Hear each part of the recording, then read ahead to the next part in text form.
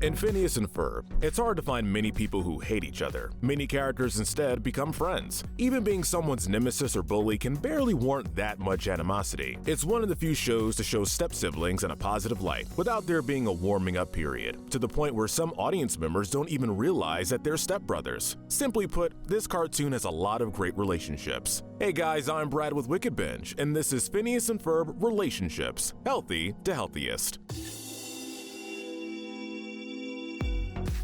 This series has a large cast, so obviously there's gonna be a lot of character combos, way too many for one video. For now, we're gonna focus on the relationship that we either see the most or the ones that have interesting dynamics. Additionally, we're going to ignore the romantic relationships and instead going to focus on familial relationships and friendships. With that said, let's get started. As always, we're gonna start with our least healthiest relationships and work our way up to the most healthy. First, we have the not-so-close brotherhood between Doofenshmirtz and Roger. Obviously, when you have parents that play favorites with their kids, you're gonna get a lot of friction between the kids themselves, and this is certainly the case with Doof and Roger. With one being more successful, it's easy to get the vibe that Roger enjoys rubbing his status in his older brother's face, not being too sympathetic to the difficulties that Doof faced being the black sheep of the family. You can't blame Doof for wanting to get petty revenge, with most of his schemes revolving around getting back at Roger. One thing we should point out is that while Doof usually tries to either steal the tri-state area or humiliate him, he doesn't really try to kill or even seriously hurt Roger. It makes you wonder if he actually has a soft side for his younger brother, something that he doesn't even realize. Roger sometimes can show grace towards Doof, like the time where he actually restored a painting of Doof's that he'd accidentally destroyed, and is occasionally regretful of his actions. It's still not a great relationship, but there's enough to make us wonder if there's a chance of it improving. Next is Norm and Doofenshmirtz. While many consider him to be a good dad when it comes to his daughter, Doof drops the ball when it comes to Norm. In the episodes where Norm makes it clear that he sees Doof as an actual father instead of a creator or boss, Doof brushes him off, not giving him much respect or love in return. That's not to say that Doof is too terrible to Norm. They still have their moments, and Doof still shows occasional support, like when he's helping Norm win over a lady robot. It's a case where things could be better between them, but at the same time, there aren't too many red flags. We just wish Doof was nicer towards Norm, instead of only seeing him as another robot. Now we have Major Monogram and Carl. Professional relationships can be complicated, especially when you're dealing with someone as stern or as oblivious as Monogram. Although they work together well, there have been instances where Carl has wanted a little more appreciation from his boss, to the point where he and Monogram's son, Monty, make a scheme of just trying to get Monogram to tell the intern thank you. What makes this more frustrating is that, for the most part, Monogram isn't acting maliciously. He's just very work-focused, and that sometimes involves putting extra work on Carl without giving anything in return for it. Thankfully, when someone actually points out Monogram's mistakes, he tries to make up for it in small ways. We also see how protective Monogram is of Carl when he sends him to go undercover to figure out whether or not Phineas and Ferb are working for the enemy. The moment that he thinks Carl's in danger, Monogram goes out of his way to rescue him. It's these little moments that make us understand why Carl is still willing to work for him, even if he doesn't get paid. Now we have Baljeet and Buford. For the first season or two, this bully and nerd pair were just, well, a bully and nerd. Buford would mess with Baljeet, Baljeet would be afraid of him, and it was just treated like a cliche joke. Over time, they formed a bond, becoming more friends than enemies. Even if Buford still bullied Baljeet, they help each other, look out for each other, and care about each other, as seen in the episode Bully Bromance Breakup. Despite all their massive differences, they may squabble, and the whole bullying thing is still off-putting, hence why their relationship is still fairly low on the list. But we'll acknowledge that it's still a dynamic that clearly works for them, so who are we to judge? Next is Doofenshmirtz and Vanessa. In all honesty, one of the most satisfying parts of this series was seeing how Doof and Vanessa's bond improved as it went on. Originally, Vanessa seemed like she barely cared about her dad, being either frustrated with his evil antics, embarrassed by his dorkiness, and even wanting to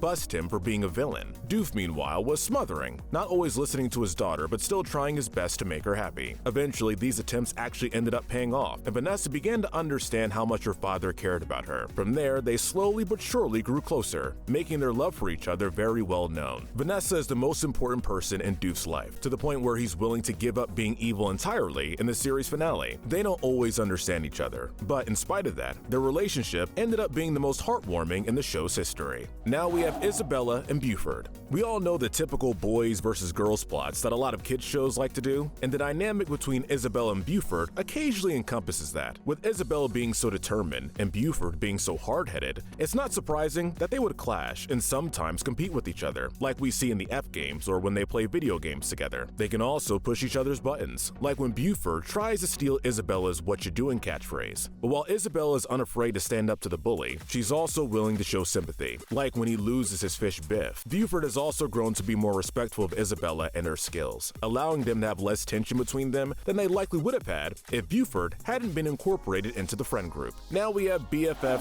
Candace and Stacy. Their friendship is about as textbook as you can get. They bond over typical teenage girls things like shopping, music groups, and romance. And more often than not, Stacy is supporting Candace however she can, from being emotional support to actually trying to help her bust her brothers and giving her physical assistance. While Candace usually overthinks and panics, Stacy keeps her grounded and gives her advice, or at least she tries to. Candace doesn't always listen, and that leads us to the biggest negative in their friendship. It can be kinda one-sided. Candace puts more personal things, such as busting her brothers or her romance with Jeremy, above hanging out with Stacy, which frustrates Stacy. To Candace's credit, she tries to make up for neglecting their friendship. While she sometimes gets distracted and accidentally ignores her best friend's needs, Candace cares about her and doesn't want to lose Stacy. In turn, Stacy, for the most part, doesn't mind helping her BFF and wants her to succeed and be happy. But even with this in mind, we have to acknowledge just how one-sided this friendship can be.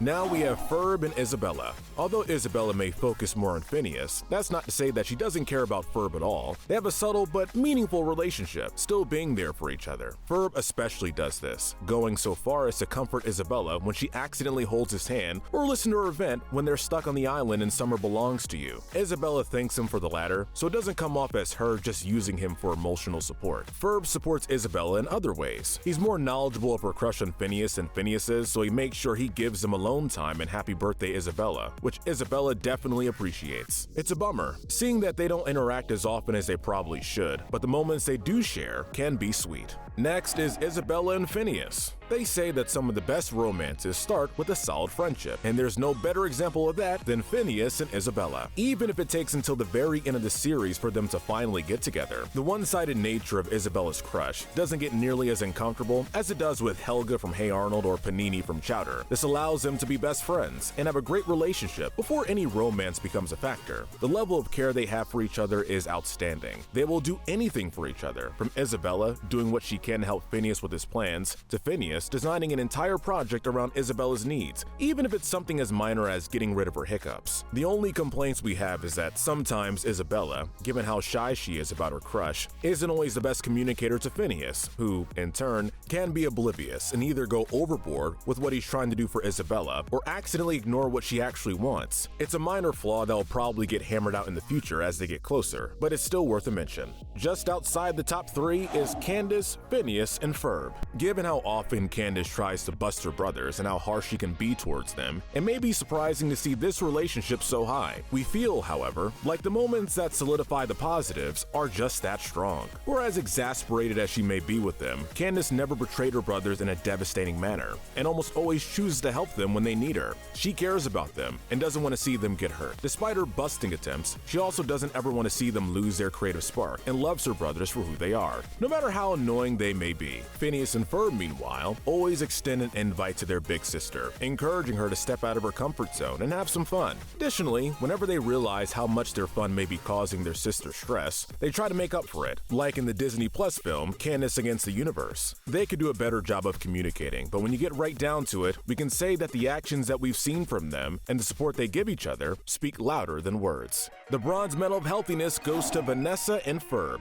Ignoring the age gap, they follow a similar pattern to Phineas and Isabella in that they have a strong friendship before romance. Hey, how's it going? Though we'll admit, that isn't how things started off. At first, Vanessa saw Ferb as a random kid, even getting annoyed with his attempts to help her out in the episode The Necessary Roughness. She eventually notices that Ferb is helping her out of kindness, which she appreciates. They share another nice moment in Paris, where Ferb gives Vanessa advice that helps her issues regarding her father. Later, Ferb helps out at a Halloween party, and even helps give Vanessa a nice moment with her then-boyfriend Monty. All these examples make it easy to ignore the whole crush on a teen thing, instead making it easy to enjoy and appreciate their friendship. Ferb does more for Vanessa than Vanessa does for Ferb, but her obvious appreciation and praise she gives him helps it feel less one-sided. The silver medal of healthiness goes to Perry and Doofenshmirtz. It's funny how two characters who are technically meant to be sworn enemies actually have one of the sweetest relationships around. While they do fight and are opposing forces, it's treated as part of their daily routine. It's their job, so they don't take all the traps and punches too personally. As such, whenever they're off the clock, Perry doesn't hesitate to help Doof out with his personal problems, sometimes protecting him, and more often than not, providing some emotional support. Doof cares a lot about Perry, often trusting him with his life, and seeing him as his closest friend, in spite of the fact that Perry is making it impossible for him to succeed, to the point where it's this bond that stops the impact of all of Doof's painful memories. In the episode, This Is Your Backstory, they spend time together, watch out for each other, and have a strong relationship that's both complicated yet incredibly simple. They may be each other's nemesis, but there is a lot of love. The gold medal of healthiness goes to Phineas and Ferb. Being the exact opposite of Doof and Roger, they are a team through thick and thin, being each other's inventing partner, best friend, and brother. While it may seem like Phineas bosses Ferb around, his tendency to be a leader is hardly a detriment to their relationship, given that Phineas is constantly giving Ferb credit for all the ways he helps bring Phineas's ideas to life, to the point of even naming several big projects after Ferb. Ferb, meanwhile, enjoys their daily projects just as much as Phineas does, and doesn't mind being the support, because he knows that his brother appreciates him. They never argue or fight, and even though Ferb is silent most of the time, Phineas not only understands him, but always asks him for his input, showing how well their communication is, ironically enough. They understand each other perfectly,